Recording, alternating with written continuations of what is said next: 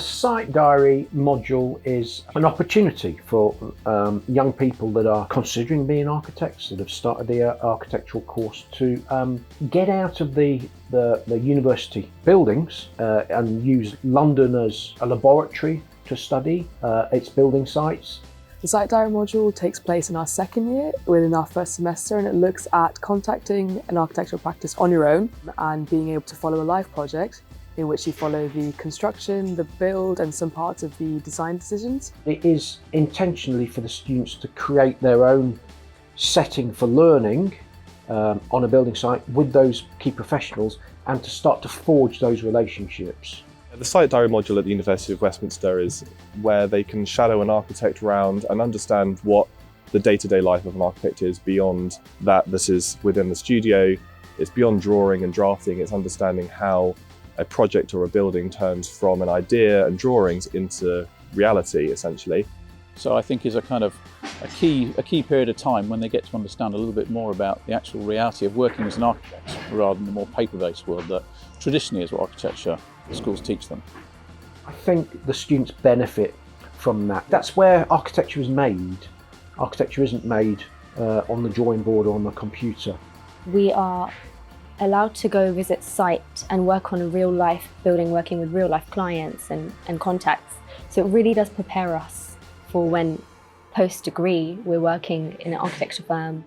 When you're in a lecture theatre, it's kind of hard to get like that one-on-one help, and working with a contractor, you get someone who is working in the field and they can give you specific advice because they know what they're talking about and they have experience doing it. I think it's a highlight of this course to get the real world experience rather than just kind of staying in studios, staying in uni. Getting out and speaking to people and communicating with builders is always a positive thing. I don't think you can replace the real world experience of coming to live sites. I think it's excellent to marry the academic theory with the real world practice, and I think it's of great value to us as a contractor that they've got some real world experience, and when they come to the projects for their first time they've already got their boots dirty and they know what to expect. I don't think you can learn that in the classroom. The experience that visiting site gives the architect is on par to none, and gives a realistic approach to what can be built, to what's possible. I find it really fulfilling because you are able to show a student around and talk to them about a project and explain to them the reasons why you have made decisions beyond the practical and sometimes the necessary to meet regulations and to meet the client's expectation, but also to explain to the student the big ideas, the big picture, and the concept behind the reason why you're doing the work that you are doing.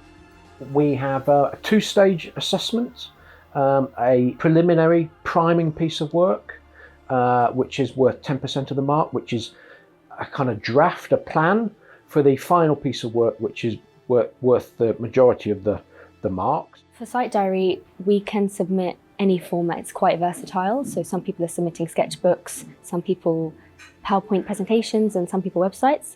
An advice that I would give is always say yes to an opportunity, and don't just let an opportunity go by, because later you're just going to realize that it could have really helped you. It was just opening one door which has led to many other doors opening, and I think it's a wonderful module, and it just opens your eyes a lot more to realities, and that's what you want, where you can see where and how you can get to things and what's to happen.